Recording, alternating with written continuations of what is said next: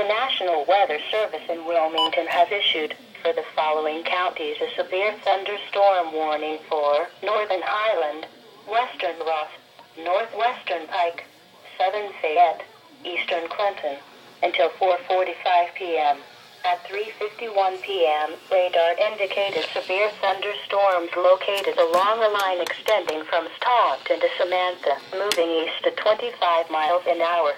Storm hazards include winds to 60 miles an hour, frequent cloud-to-ground lightning. Locations impacted include Leesburg, Hillsboro, Greenfield, Bainbridge. In addition, Samantha, East Monroe, New Martinsburg, Rock Mills, Good Hope, Highland County Airport, Rocky Fork Lake, and Marshall are near the path of these severe thunderstorms.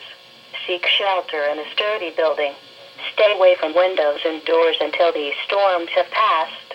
To report severe weather, go to our website at weather.gov/ILN and submit your report via social media when you can do so safely.